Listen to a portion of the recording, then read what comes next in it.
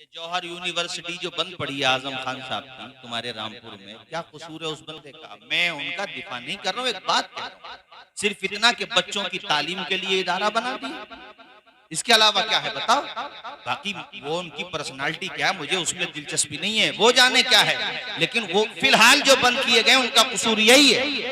अब ये बताओ, जब तुम्हारे तालीमी इदारे भी बंद हो जाएं, तुम्हारे 500 से ज्यादा लोग लिंचिंग में मार दिए जाएं, तुम्हारे खिलाफ हुकूमतें बिल पास करें, तुम्हारी टोपी पे एतराज, तुम्हारी पगड़ी पे एतराज, तुम्हारे लिबास पे एतराज, तुम्हारी माँ बहनों के पर्दे पे एतराज, तुम्हारे तशख्खुस पे एतराज, यहाँ तक के लाउड स्पीकर पे आजान पे एतराज, अपने सारे काम चलते रहें लेकिन मुस्लिम माइनॉरिटी कुछ भी करे तो एतराज ही एतराज।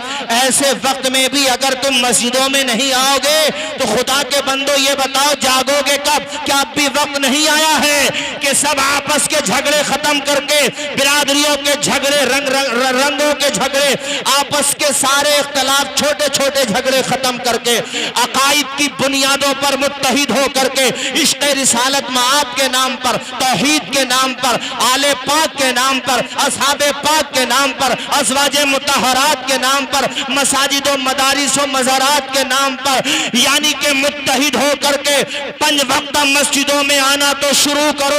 खुदा की कसम रूहे इकबाल आज भी तुम्हें झंझोड़ करके कह रही है, आज भी हो जो बराहीम सईमा पैदा आग कर सकती है अंदाजे गुलिस्तान।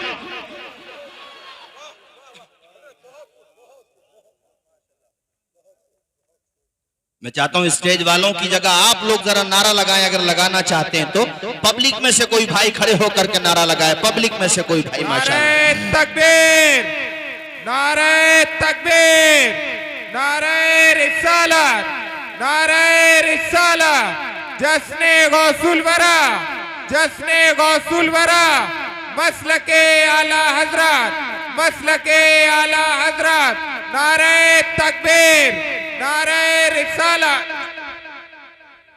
बहुत खूब, बहुत खूब, बेशक।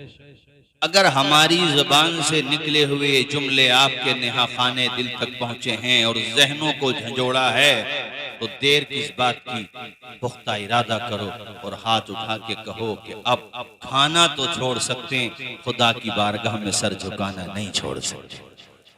बोलिए, जोर से बोलिए। फार्मूले भुला करके हम लोग तरक्की तलाश कर रहे हैं वसीम भाई। अबे जब तुम 5 वक्त की नमाज ही ना पढ़ोगे तो तुम्हें कामयाबी की पूंछ भी ना मिलेगी यार। दुश्मन जानता कि जो फजर में मौलाना की तकरीर के बाद ना उठा, मुअज्जिन की अजान के बाद ना उठा, यहाँ तक के सलात के बाद भी ना उठा,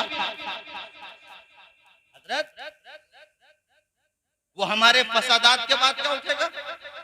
दुकानें भी हमारी जली, मारे भी हम गए, बच्चे भी हमारे यतीम हुए, माओं की गोद भी हमारी उजड़ी, और बाद में जेलों में कौन जा रहा? ले दे के हम ही जा रहे हैं। मुकदमे किस पर? हम पर, क्योंकि वो जानते हैं कि ये सो रहे हैं। सो तो वो पर पानी भी डाल दिया जाता है, उन्हें पता सो रहे, सोते हुए को गाड़ी भी रौंद के जा सकती है, मगर जिस दिन जाग गए ना उन्हें अपना नजरिया बदलना पड़ेगा। मौलाना बेदारी का सबूत कैसे दे? अबे जैसे कुरान कह रहा वैसे दे। बेदारी का सबूत सिर्फ प्रोटेस्ट नहीं है, बेदारी का सबूत सिर्फ शोर शराबा नहीं है, बेदारी का सबसे बड़ा सबूत यह है कि तुम मस्जिदों में रोजाना 5 मरतबा आओ। ईद, बकरा ईद, अलविदा, ओनली 3 डेज तुम निकलते हो साल में, पूरे साल में 3 मरतबा से सब के सब निकलते हो। सफेद कपड़े होते हैं, इत्र लगा हुआ होता है, अल्लाहु अकबर, अल्लाहु अकबर, ला इलाहा इल्लल्लाहु, अल्लाहु अकबर, अल्लाहु अकबर वलिल्लाहिल हम्द की सदाएं होती है। कोई सुभान अल्लाह पढ़ते हुए बताओ। रामपुर के मुसलमानों, ईमानदारी से बताओ, हाई कमान से लेकर के नीचे के सिस्टम तक और शासन से लेकर फिर शासन तक सब तुम्हारी सिक्योरिटी करते हैं कि नहीं? बोलो जरा जोर से, ऊंचा बोलो। हुकूमत की तरफ से होता कि नहीं? नमाजें तो और दिन भी होती हैं, आज ही क्यों है ये?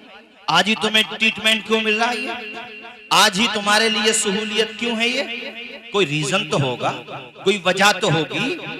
इसकी सिर्फ वाहिद वजह यह है कि जब उम्मत होकर एक साथ नमाज पढ़ने गई तो सिस्टम को भी लगा कि हिफाजत करना जरूरी है। यानी तुम 3 दिन झुके तो अल्लाह ताला ने 3 दिन इन लोगों को तुम्हारी हिफाजत के लिए खड़ा कर दिया। अगर इसी तरह रोजाना 5 मरतबा निकलने लगे तब क्या होगा? अरे बोलो, जरा जोर से बोलो यार, क्या होगा? इसीलिए मैंने बहुत पहले ये मिसरे कहे थे कि गैर को अखलाक से अपना बनाना सीख लो, रंजो गम के साए में भी मुस्कुराना सीख लो। देखना दुनिया झुकेगी खुद तुम्हारे सामने, तुम खुदा के सामने सर को झुकाना सीख लो।